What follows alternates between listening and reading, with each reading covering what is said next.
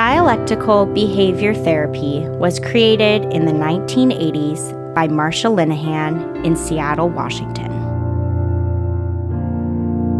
Today, DBT is taught all over the world. We're two therapists who believe everyone can benefit from DBT skills. I'm Kate. I'm Michelle.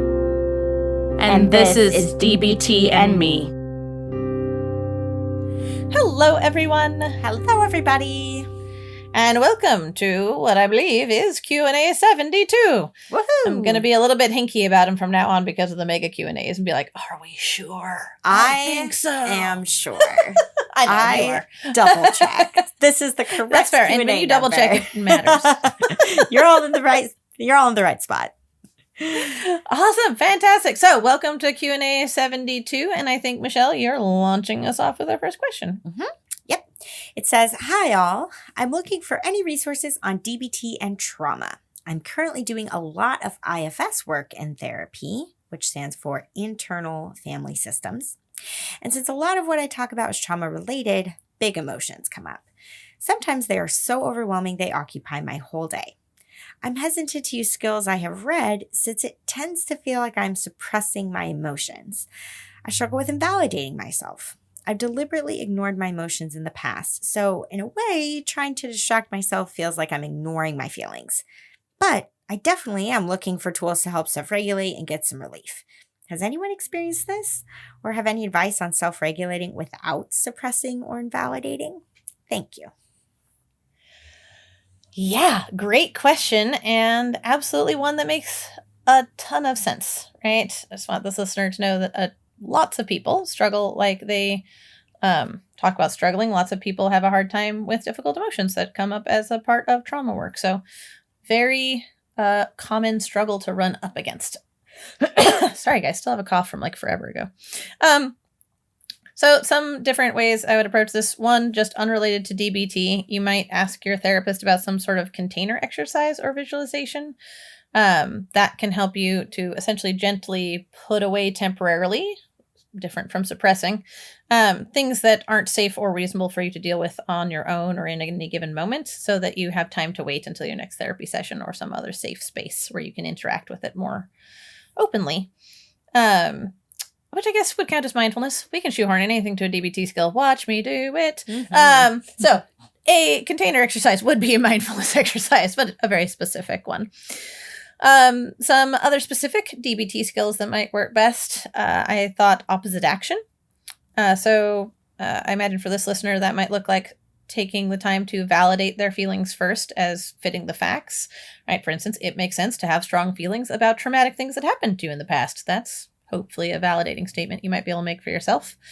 And then after sitting in the place of validation, then choose not to act on whatever your emotions are wanting you to do, mostly because they wouldn't be effective, as opposed to because they don't make sense, right? Makes perfect sense to have a bunch of feelings about a past trauma. May not be effective to have those feelings drive the bus for the rest of your day, as you seem to be listing listener. Oof, I too can't speak straight today. A couple other skills that came to mind were wise mind. So working on both both validating. There we go. Your emotional self, and also having your reason mind come in to be able to balance it out with a little bit of, and that was then, and this is now, right? And help keep you grounded in the moment. Ride the wave for any urges that might come for you with the big emotions. Tip for when the emotions are just overpowering your brain entirely, and self-soothing when things maybe are a little bit calmer. And I thought when you're more able and willing to lean into distractions, accepts is a great skill, and I can understand why you might feel hinky about things that are pure distraction as your first entree into trying to do some emotion regulation, because of how much it aligns with things you've done in the past that haven't been so healthy. Mm-hmm. Yeah. Awesome.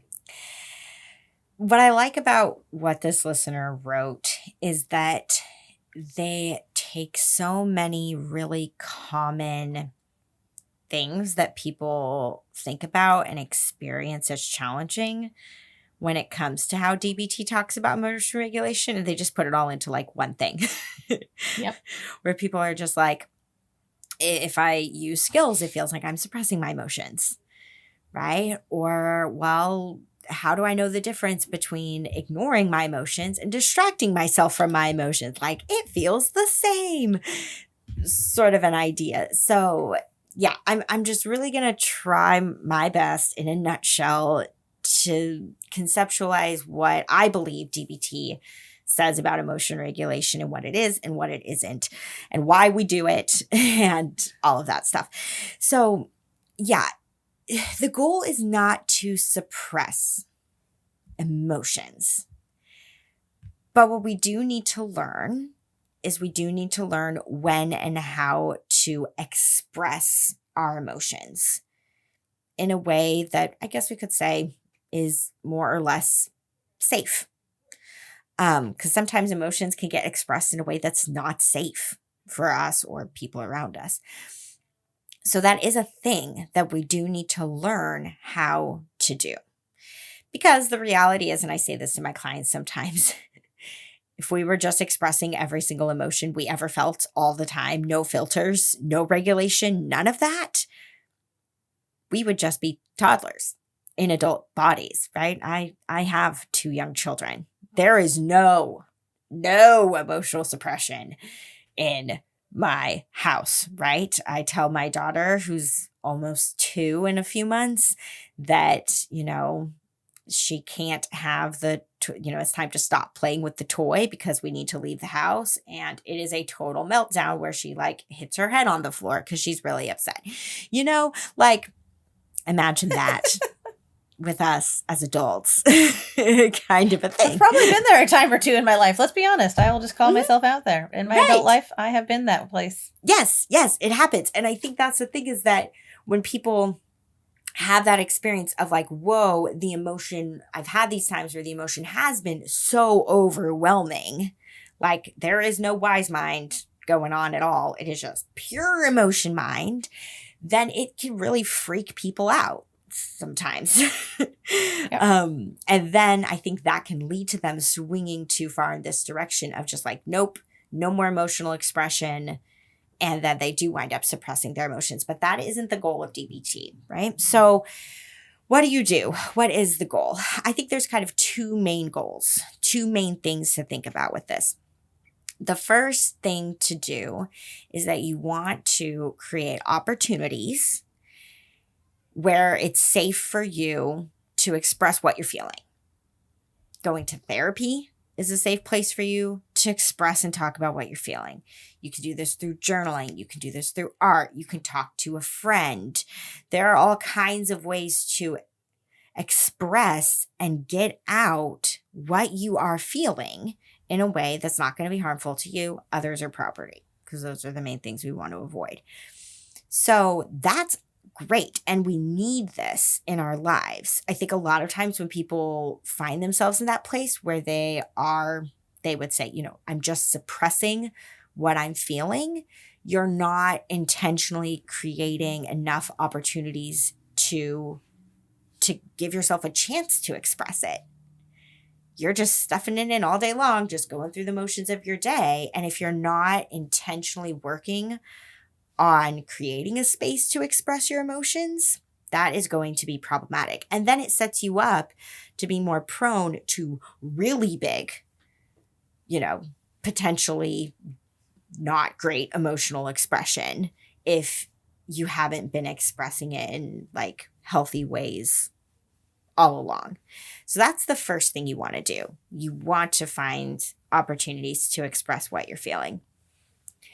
But the second thing that's really important that DBT talks about is that if you have really big emotions, right? It's not just like, let's take anger, for example. You're not just feeling annoyed or frustrated. You are feeling rage, sadness. You're not just feeling like kind of down. You are feeling utter despair and hopelessness, like the big ones. Right? The 8 through 10 on a 1 through 10 scale, intensity type of emotions. The second piece is that when those emotions strike you in a really big, overwhelming way, that is when you need skills and tools to bring it down to a manageable level. All of the stuff that like Kate listed, right? Like ride the wave, tip, self-soothing, all of that like is to help you go from feeling rage to where you are maybe feeling frustrated. Like the anger isn't bad. The anger isn't wrong. It's totally okay to feel angry, but we want it to feel like you're in the driver's seat of that emotion. And when it's really, really big, you're not going to feel in the driver's seat. And skills can help just, again, lower the temperature on it a little bit. So then you can find yourself in more of a wise mind place to decide what you're going to do. So you do need skills to help you do that. So that's what I would say, right? You need that first piece of you do need times of expressing your emotions on a regular, consistent basis. And you also need to have skills in your back pocket to know what to do for the really, really big ones when they strike.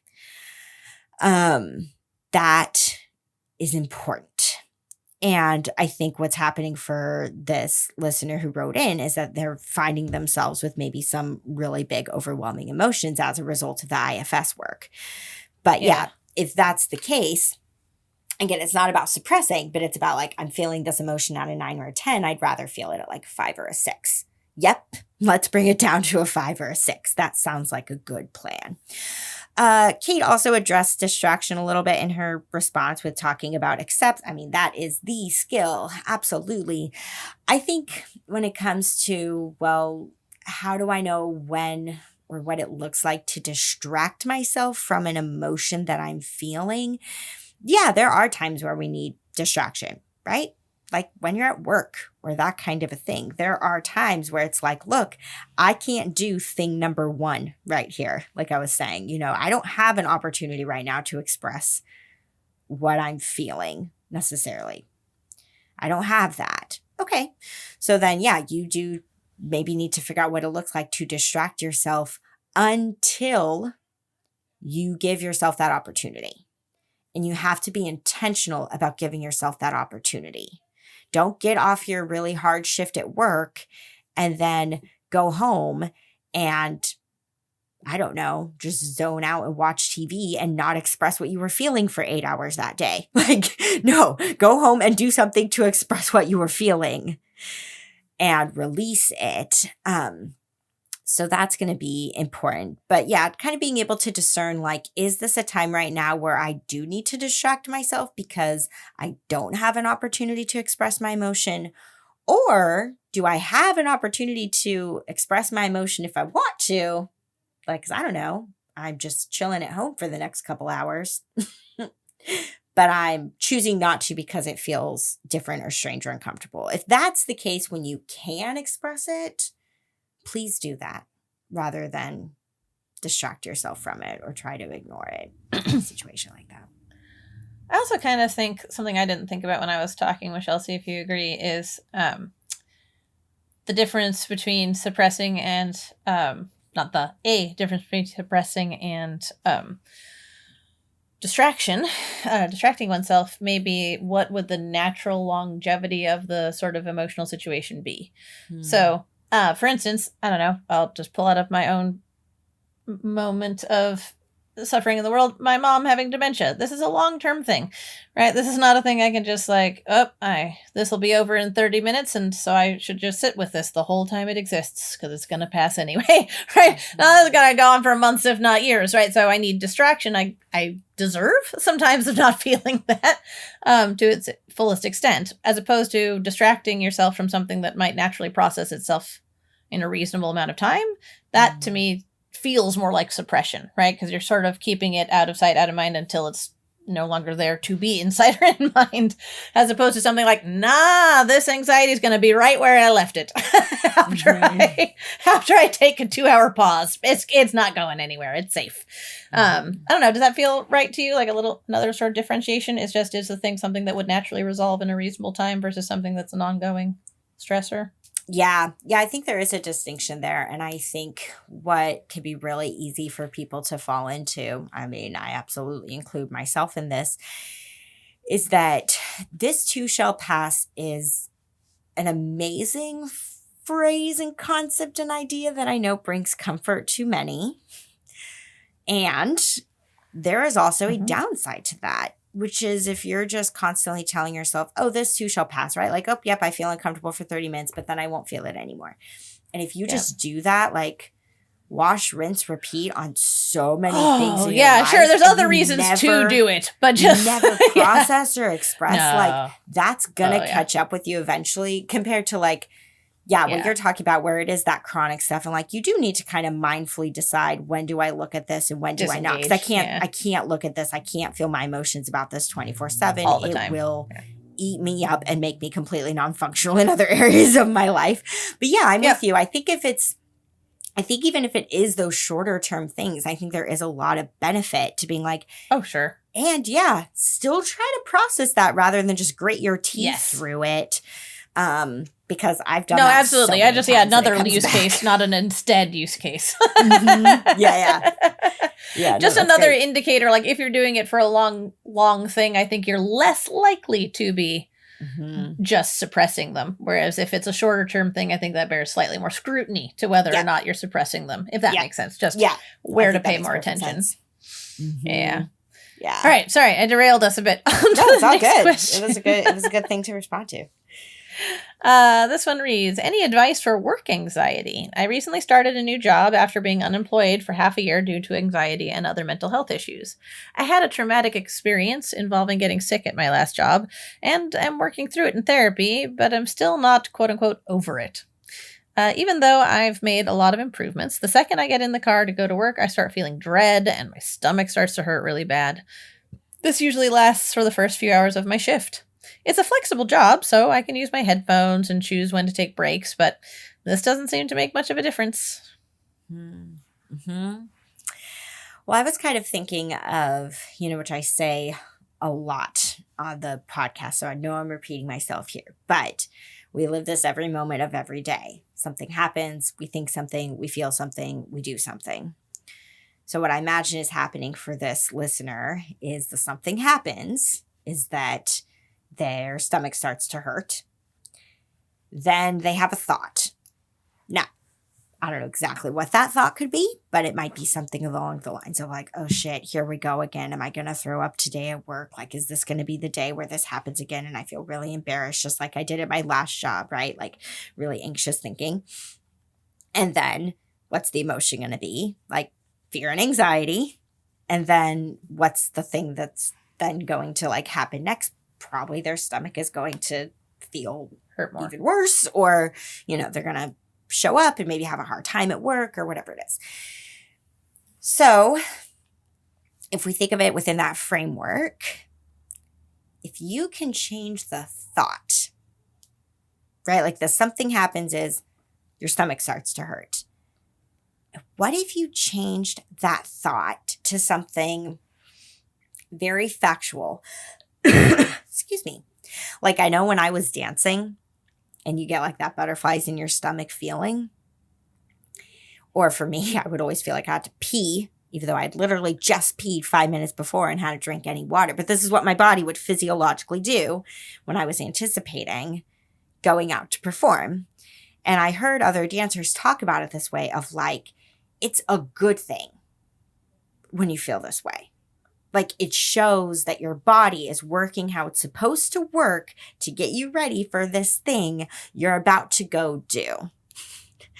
So rather than viewing it as something to be ashamed of or something that's wrong with you or something, again, that's like you don't want to feel, to just be like, oh, okay, this is my body doing what it's supposed to do.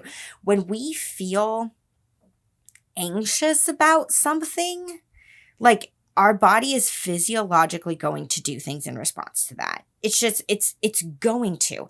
But rather than taking those physiological signals, like your stomach starting to hurt, as a sign of like, I don't know, something to shame yourself for, or something to then view it as like, I don't know how to put it, like because my body is fearing the fear itself. Yeah, exactly. Like, because my body is feeling so shitty, then this must mean the outcome that I'm afraid of is right around the corner, kind of a thing. To just think to yourself, like, my body is doing exactly what it's supposed to do. I'm not saying it's pleasant. I'm not saying it's comfortable or welcomed. But your body is doing exactly what it's designed to do, which is that it remembers that bad experience at your last job, and it is trying to basically gear you up so that you would have a different experience if it happened again. So if you think that to yourself, stomach starts to hurt, my body is doing exactly what it's supposed to do. Thank you, body. Let's just see what that does within the feeling that would come after and what would then follow, like with your behavior, what happens next. I think Kate's going to talk a little more about this, but again, along those lines of like our thoughts are really powerful. There's any kind of mantra you can use before you get into work. Any phrase that really like lands for you, feels like a good fit, not something that has to be really Pollyanna-ish, like nothing's going to go wrong today. Well, you don't know that. But even if it's just something like, I don't know, I am strong and I have support around me, or I know how to take care of myself if I need to, or whatever it is, that can be helpful. I also think it could be a helpful practice. I don't know. Maybe you can help me out here, Kate. My superpower is not working so well at the moment of what DBT skill this would be. But if you can think about like good examples that happen in your day and like write them down somewhere, like at the end of your shift, what was something good that happened that day that you could document? Because then again, that starts to sort of rewire your brain a little bit of, rather than only fearing how bad things could go, to also start balancing that out with looking at, but this things good moment happened. Yeah. That could also maybe be a helpful practice to do, like at the end of your workday, to kind of close it out and then transition into the rest of your, day, your evening, to just be like, well, here are, 3 good things that happened today at work. Just write them down and then let it go. But doing that practice can sometimes... It's essentially a small mindfulness practice of sorts, right? You're just having a very specific scope for the mindfulness. Sure. There we go. And or like dialectic work. I know that I've mostly felt shitty today, but can I see the other side of the dialectic at all? Something that's positive, something that was pleasant, something. Perfect. Yep, you've got it. That's exactly what I was getting at in DBT terms. Awesome. So, listener, I wanted to just say that I lived that for a long time, and I'm really sorry. I spent a lot of my last several months of community mental health feeling dread the moment I woke up, because I knew I was going to go to work that day. And I didn't make all the wisest choices, but I got through there eventually. The skills that I would suggest for first and foremost is probably effective rethinking and paired relaxation. I rarely find myself championing this skill, but I think this was damn near meant for it. Yeah. Right. So whatever thoughts you're having, sort of to tie in with what Michelle was having, either in anticipation of work or in response to how your body starts to respond before getting to work, what is your narrative? What are the thoughts that are paired with that? And are they reality-based and effective? Right? So, I don't know. If the dread shows up and the thing you're saying to yourself is, oh, great, here's another day of this, right? Or something like that. That, even if it's true, is not setting you up for a great experience, right? Even if you just soften it to not the best start, but we'll see what the day brings. Yeah. Right? Still accurate, but less assumptive of things continuing to go wrong or continuing to be bad. So trying to find what your specific thoughts are and tweak them a little bit into something a little bit more effective and supportive of yourself. I thought you might also benefit from some sort of mindfulness practice before work. One of the things I've had some clients really like is like doing a body scan in the car before they go into work in the morning to kind of ground themselves in the here and the now and in their body and like what that experience actually is, as opposed to being lost in anticipation of an experience that might be. Similarly, Michelle was talking about mantras, and I really like using mala beads to help with that sort of thing. It can be anything where you make yourself repeat yourself way too many times. Mala beads, I think it's 110 beads on a string. But finding something like my fear makes sense, but the past is the past and this is now, or even just that was then and this is now. Some sort of thing to remind yourself of the difference between the experience you had before and where you are in this present moment. Could be something you could do outside of work hours that could be really helpful. Where'd my brain go? There I am. As Michelle mentioned, self-validation is really great. One way that if you need some scaffolding for how to treat yourself well or give yourself some validation, the give skill and some of the handouts associated with it have a lot of help around validation. And I think my last idea was just a self-soothing kit for work, which honestly... Half of me feels like that ought to be part of the onboarding process for half of jobs, right? You're gonna have a stressful day. Yeah, from time to time in every job. So yep. Here we go. Here's your package. Here's all the things you can choose from to build your own self-care kit at work. Oh well, just my thoughts. Yeah, nice. All right, next one says, advice needed. I met my new care coordinator 2 weeks ago, and she promised that I would be able to contact her via email. She got in touch yesterday to say, this is now not possible, and my next appointment is tomorrow. I feel extremely let down and as if she's lied to me. I fear I can't trust her, and I'm angry. I'm looking at advice for how to get my concerns across without becoming either over-emotional or building a wall to keep her out. As comes to the surprise of absolutely no one who's listened to these before, Michelle got to the notes before me and stole right out from under me the number one answer. So, stay tuned for that in a moment. But the things that I decided to go with instead was wise mind. So essentially making sure that you're honoring your emotions about what happened, right? It makes sense to feel anger or fear or mistrust, while also trying to keep room for some reason mind things around the possibility of misunderstanding or the fact that you need this care coordinator for now. Cope ahead, though admittedly the exact scenario this person described of my next appointment is tomorrow, that would have been limited amounts of usefulness. You could do some cope ahead, but just for situations like this, especially if you have more lead time, I think cope ahead can be a really great skill to deploy. There we go. And in the moment that you end up talking to your care coordinator, listener, I thought you might be able to use willing hands to have some subtle shifts to your experience and thusly your demeanor around it. You want to take it away with the number one correct answer, Michelle? I like your skills, though. I think those are all great and really important. Well, the skill that I landed on that Kate agrees with is this is a great time for a dear man.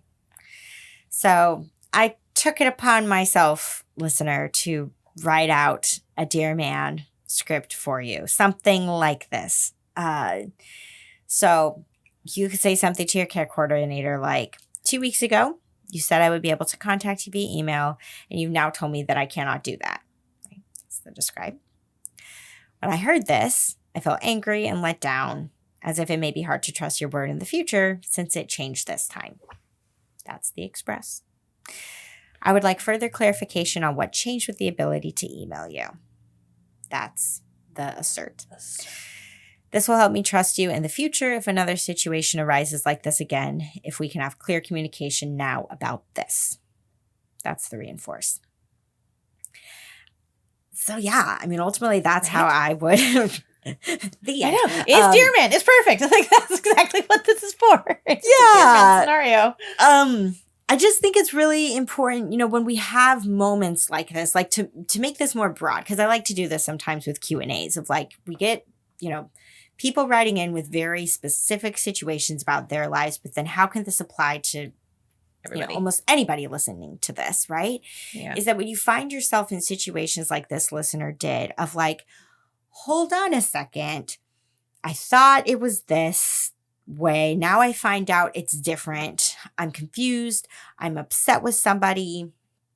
That is a great time to figure out within yourself what you need to feel like okay moving forward with this person, what you need to get clarification about what's going on, and how to communicate that skillfully. Like, yes, Dear Man is the framework for that, so that you're able to be honest and you're able to be real about how you're feeling and where it felt like things went left for you. But then to be able to bring it to that other person and open the door to say, hey, let's see if I can get some clarity here, if we can resolve this and move forward. So yeah, Dear Man's a good skill for that. Perfection.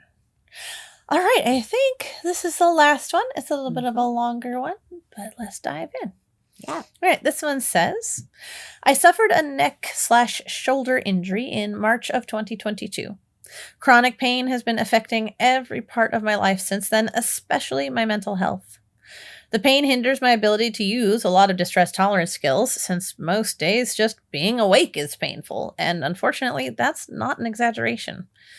My mood and lack of ability to be active, some days even function, is impacting my relationship with my boyfriend, whom I live with. I understand that it is hard for him since we used to be very active together and now he has to do most of that stuff alone. We share anxiety over the uncertainty of whether I'm going to be functional day to day. He often gets upset with me when he suggests going out or doing something, but I, quote unquote, shoot it down without a thought because it's going to hurt, or I try it and have hell to pay pain-wise. He says he knows I can't control it, but I feel like I'm being treated like he thinks I can. When I express this, I just get more frustration shot back at me.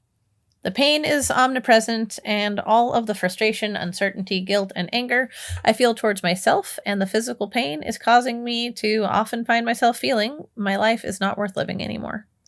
I also feel like such a burden to my boyfriend. I don't know how to have hope that this will ever be manageable or that I will be able to live a quote-unquote normal life without pain aggravating my depression/anxiety and making BPD even harder to deal with. My providers are aware of my feelings, but I don't know how to keep the will to fight this or find hope anymore. Yeah. There is so much in here. I know, and then I realized there was a whole bit that I didn't even address that I probably want to. I will try not to talk forever. No, I mean, I'm down for you to talk forever. Because yeah, this listener is just so open and honest about where they're at. Here we go. Radical acceptance. I mean, I'm gonna start there. And it's gonna be, because there's kind of two different things going on here, right? There's like the relationship issue piece of like, hey, my pain is really impacting my relationship with my boyfriend and it's causing conflict between us because I'm not as active as I used to be. And I think he's disappointed in that. There's that piece. And there's also this whole other piece that they kind of end on, which is basically just like, all on my own, I'm struggling to feel like my life is worth living with the amount of pain that I'm in. So the radical acceptance is going to be twofold here.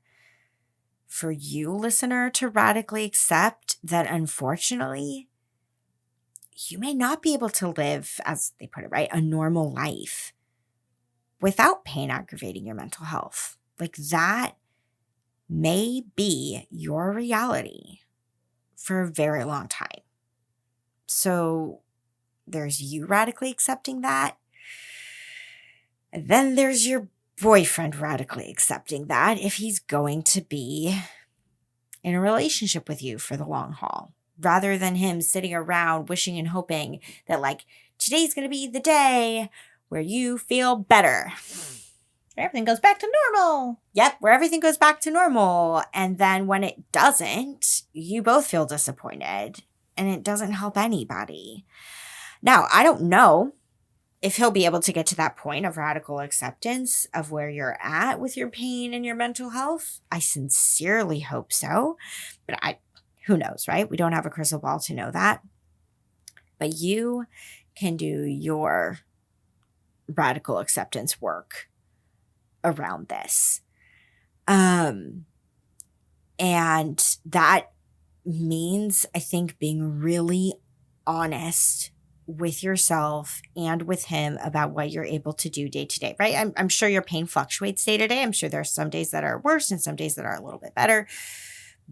But being really honest of where you are at, not trying to fake it, not trying to push through. Because like you said, that just backfires later and all that stuff. Like being really honest of this is where I'm at today. This is what I feel up for. This is what I don't feel up for. There's a real dialectic here that I think is going to be important for you to remember and come back to, which is that hopefully there is a lot that can be done to manage the pain you're experiencing. And I'm sure you are trying to do everything in your power to manage it. And even with doing that, you still may not be able to be as active as like he would like you to be or as you would like to be. And I think that dialectic, if you just sit with that, right, like that plays into the radical acceptance piece, because I think sometimes we want to think, well, if I do everything I'm supposed to do to manage my pain, right, if I take this medication and I do these exercises and I do, X, Y, and Z, then like we think that the goal is like, then I'm going to be pain free, and like letting go of that as your goal, because that goal may not be achievable. So that's all really tough. But I think the sooner you can get around to starting to tell yourself those things and view it in that way, it's actually going to help you, because otherwise you're just going to feel like so much shame and guilt and disappointment. Again, yeah, like kind of thinking that there must be more that I can do. There may not be. And that's hard. A couple questions, though, that I would pose to you. When you talk about feeling like your life is not worth living, within like respecting the limits of your physical pain, what can you do? Like, and what are the things that, are activities that you can still engage in? And how can you lean into those things more? I don't know. I'm trying to like make up an example off the top of my head. Maybe you used to like love running, but now you can't run anymore. But like, do you still enjoy going for walks or like, that kind of a thing? And if you do, how can you make sure that you're going on walks more often? If like walks don't cause you as much pain or that kind of a thing. Or if it's a situation where it's like, let's say, I don't know, you have really bad like arthritis in your hands and you can't do much with your hands, but like, I don't know, do you love to read and can you do that, right? Like figuring out what are the activities that you can still do and enjoy, and trying to do as much of those things as possible. And what are things, my second question is like, what are things that you're passionate about? And how can you explore those things more? Again, even within the limits and confines of your physical health limitations. Like, again, I don't know, I'll just go with my own life. I was a ballet dancer until the age of 17. My body says, nope, no more. Right? But can I still watch ballet? Yes. Right? Can I still like listen to music? And if I wanted to close my eyes and imagine myself dancing to it, Yes. Like just because my body doesn't do it anymore doesn't mean in a way that like my mind can't still do it. And so again, just really thinking about the things that you love that you may have lost. Can you still in any way explore those things, or maybe new things that you want to be passionate about? Can you start diving into those? It's just going to involve a whole lot of pivoting that you're probably going to hate and feel a lot of grief around. But if you don't pivot, then you're going to just keep going down that path of like, my life is not worth living. There's no point. I have no hope. And maybe these things could start to bring you a little bit of joy and a little bit of hope. Okay, Kate, you have a Ready lot for my of small good things novel to say. I'm so excited. I don't care how long this Q&A is. I'm here for it. All right, we're going to see how far I can even get through. So, as acknowledged, I could go on for quite a long time here, so I'll try and be the weest bit concise at least. To begin with, just heaping piles of validation for this listener. I'm also someone who has lived and continues to live with chronic pain for many years, though it does sound like it's a little bit less intense than this listener's, just as context, not as a undermining my experience, but just I think it's helpful to know that we're not sitting in exactly the same sorts of shoes. And it makes so much sense that this listener is having a hard time in all the areas that they are, having to manage learning to live with constant pain and having to learn to accept being less active / able-bodied for however long that lasts, and having to learn to navigate a very altered relationship dynamic. And I'm sure they could just go and if I had the time. Any one of those things would be a lot for somebody. And I feel like this listener is doing a lot to handle all of that pretty well. Those and more things besides. So just a lot of supportive hugs and admiration, etc. for this listener continuing to strive for better health, both emotionally and physically. Okay, now other thoughts. Other than the heaps of validation, right? It makes sense. These are such hard things to try and live with or accept. But in no particular order, the things that I thought about is 1, yes, listener, you are a burden. Bear with me. Because so am I, and so is Michelle, and so is every human being living on this planet to one degree or another, right? This is a crusade that I've been going on. This is not DBT related, but in my work as a therapist with individuals and in some of the groups that I lead, I've been getting on a bit of a soapbox lately about the idea of being a burden.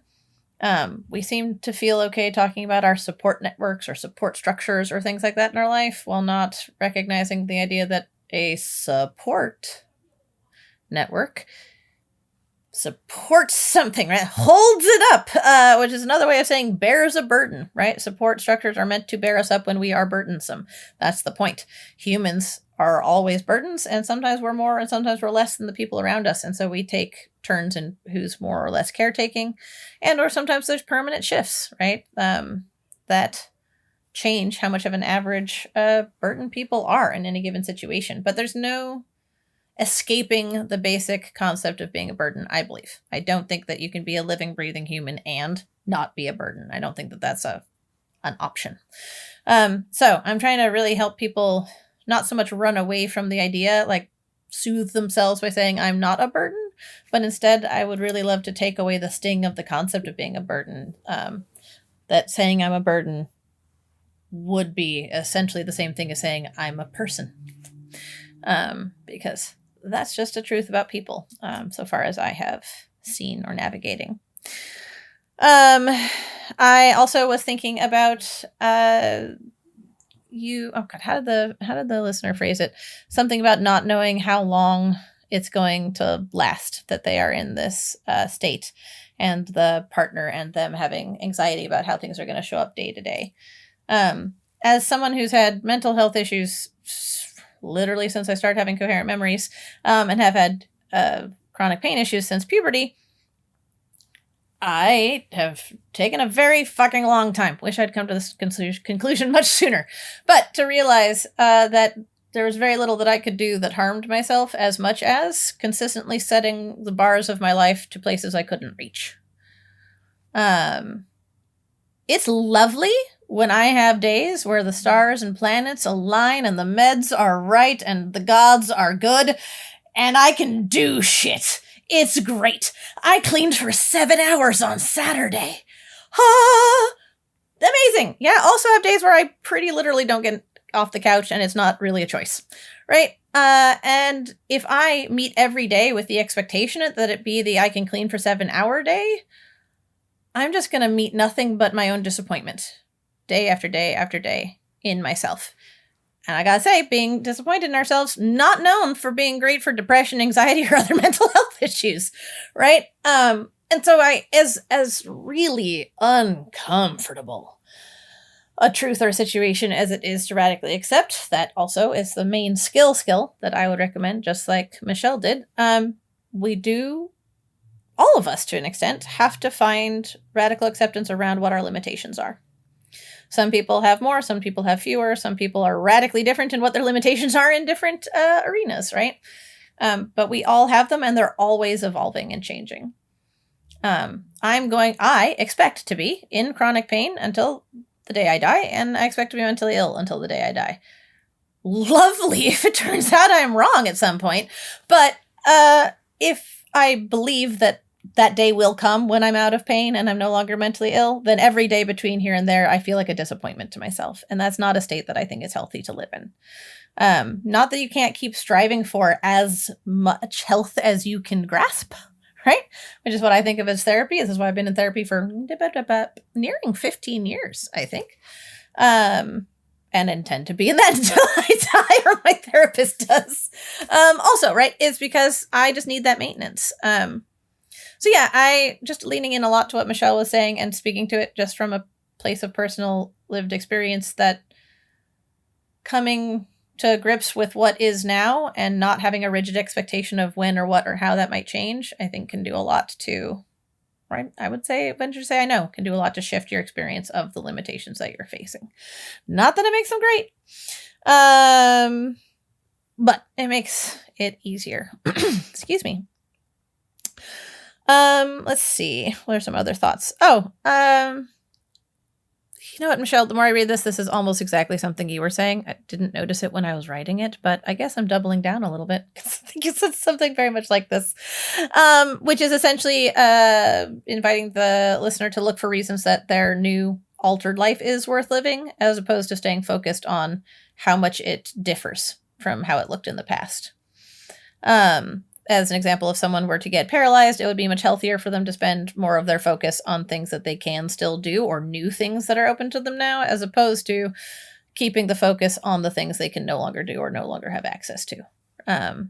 Reality is what it is, but we get to determine where our focus lies, and keeping it in the can't and the loss.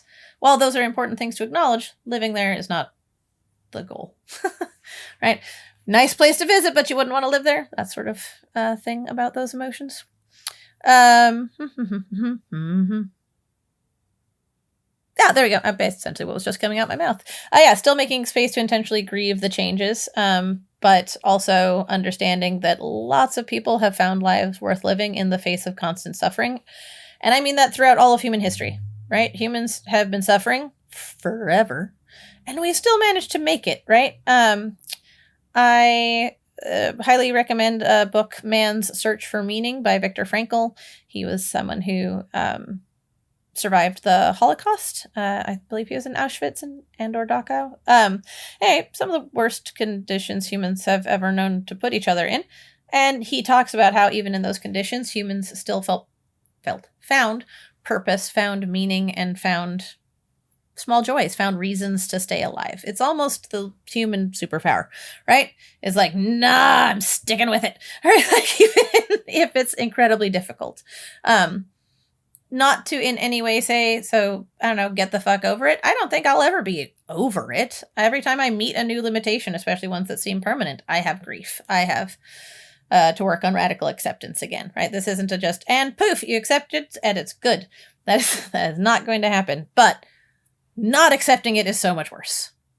And so I definitely recommend doing what you can to fight your way towards that acceptance, as again and again, right? As talks about with turning the mind, a thing we never talk about explicitly, right? But you have to choose to do it over and over and over and over again, which is harder at the start, right? So give yourself as much grace as you can for the fact that this is a new part of your journey, and this is going to take some time to lean into the idea of a life that's worth living that may look nothing like the life you used to lead or what you imagined yourself leading moving into your future. Excuse me. I did think that your partner might benefit from looking for support groups for folks who are in more perhaps like caretaking positions in relationships, if that's something that's true for you. It wasn't clear, I would say, in the email. So just in case, I thought I'd put that out there. That's a thing that can be beneficial. The thing that I added really quickly at the end, because I somehow missed wanting to respond to it in my first pass reading it until we went through it again, Michelle, was I would highly recommend to this listener that they and their partner work on explicit ways to communicate about limits in such a way where the listener feels heard and their partner maybe doesn't feel like it's being shot down, right? Because that's an important thing to need to communicate without it causing rupture, ideally. And just realizing that one of the reasons I didn't see this is because I wouldn't always see this for myself. So for both of us, listener, a gentle reminder that it doesn't make sense for someone to get mad at you for things you can't do. Truly. Really doesn't.